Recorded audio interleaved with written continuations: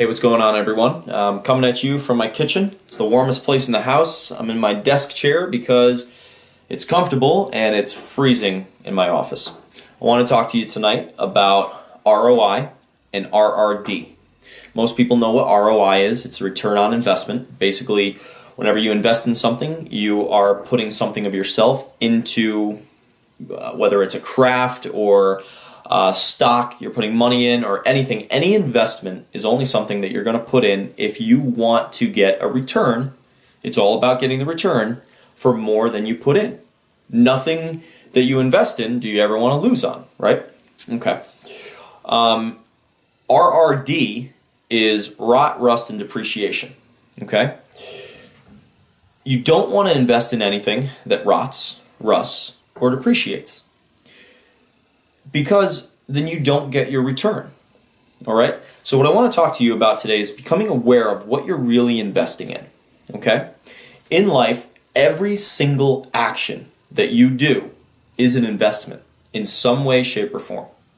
No matter what you're doing, if you're drinking water, you're investing in water and your health. If you're drinking alcohol, you're investing in a depreciating body. Okay? If you're buying a Beamer, you're investing in BMW. No matter what you invest in, it means that you want a return. Now, if you invest in BMW, then you want more Beamers in the world, right? If you like Beamers, you like the car, okay, go buy one. Okay, that's how you vote with your dollar. Here's the problem. When you're not aware of your investments, you're going to end up investing in things that are going to land you down a road you don't want to be on. And that's what I want to talk to you about. What you have to understand in your life, you are exactly where all the investments along your life's journey have led you to be. Okay? You cannot blame anybody for where you are. You can't say it's because your parents. You can't say because you were born into it. You can't say you had alcoholics for parents, so this is why you're an alcoholic. No. You may be predisposed to things, but it's your own decisions that get you to wherever you're going to be. All right? In terms of alcohol, just because it happened to pop into my head, in terms of alcohol, there was a study done on a set of twins. Genetically, they were literally the same person, down to however geneticists figure it out, but it's very, very close. They grew up in a very abusive household. The parents were alcoholics. Now, they followed these twins throughout their life. One of them, the exact word, is a teetotaler. She became a teetotaler. And what that means is that she's never touched alcohol, never touched a drop, because she knew in her head that it was a danger zone kind of thing, and that she could end up getting stuck in the same trap her parents had been. Now, her exact response, if I were to quote it, I think when they asked her why did she end up never drinking, her response was, "My parents were alcoholics. What do you expect?" Now, remember, genetic-wise, her sister, twin, was completely the same, down to the DNA genetics. She became a raging alcoholic, and her health depreciated, and she ended up becoming very sick and all of that. Well, when they caught up with her, they asked her. Now, remember, the genetics are the same.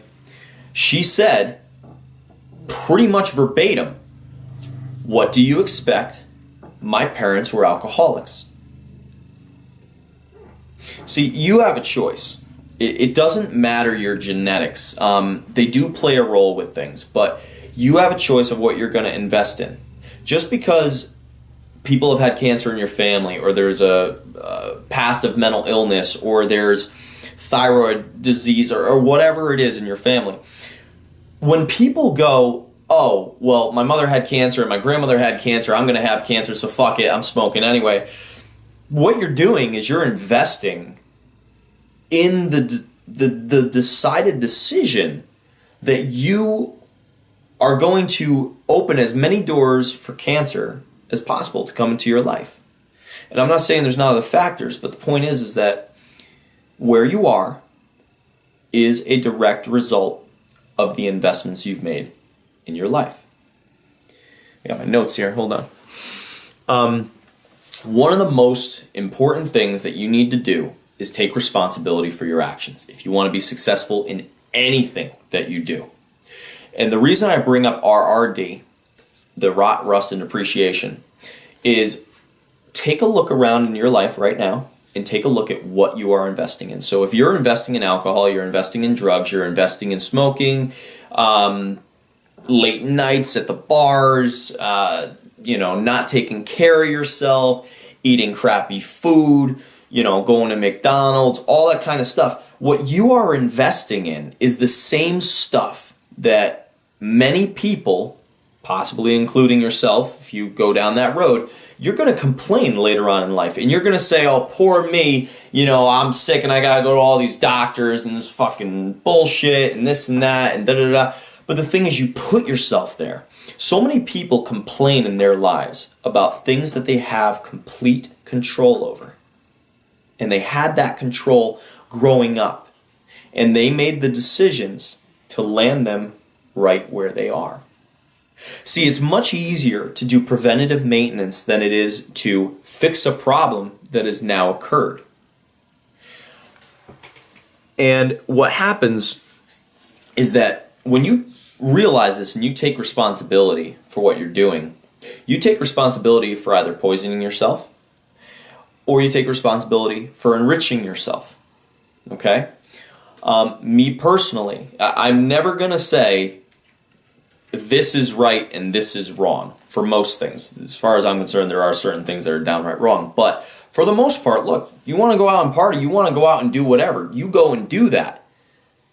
But I have ran into, in my life, I can probably count on my hand how many people I know from high school who I actually think are gonna make it and become successful and actually genuinely happy with their lives. I can probably name 3 off the top of my head.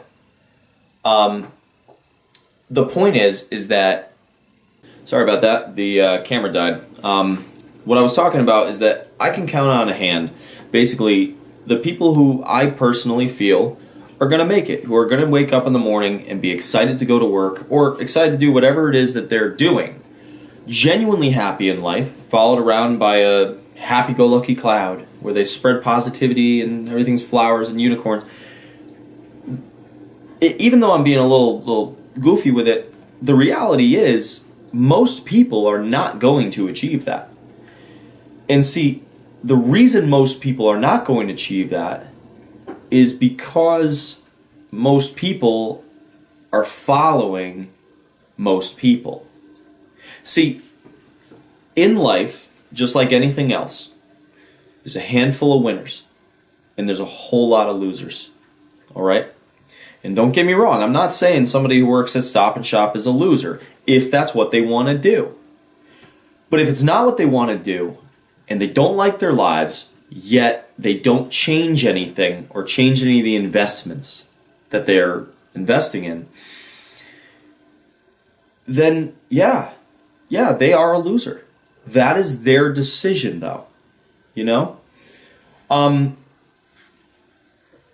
So, and the people I went to school with and stuff, it's not anybody's fault. Our school system is so flawed, it's ridiculous. First off, you get taught lies. You get taught a huge amount of garbage, and what you're taught about is how to bubble in answers, and you're taught how to fall in line and be a good little boy or girl and follow the leader who's not you. You basically get trained in school to go make somebody else rich, is what you get trained to do.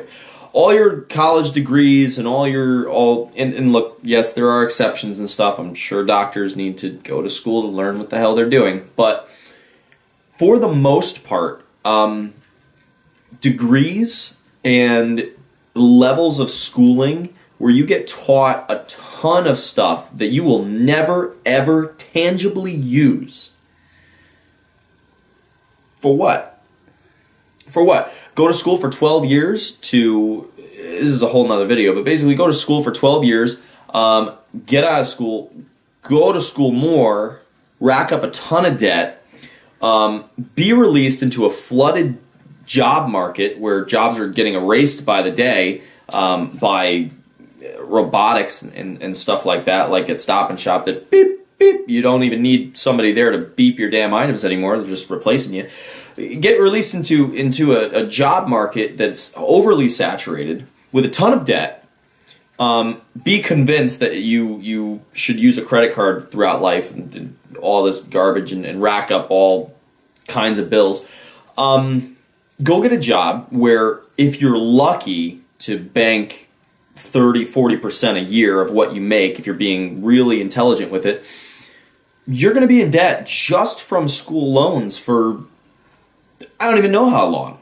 You know, it's I'll probably make a video why I don't believe in the school system, but anyways, the point is that you get taught to fail, or at least you get taught to fall in line with the masses and be a cog in the machine.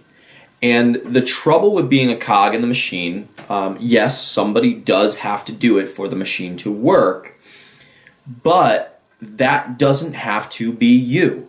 At least as things currently stand, there's no shortage of cogs in the machine. There's no shortage of people who are going to go and pump your gas and people who are going to go and beep your items through a conveyor belt-like system.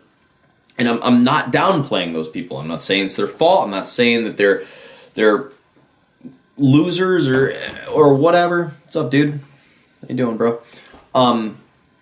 It's just they're not where they want to be.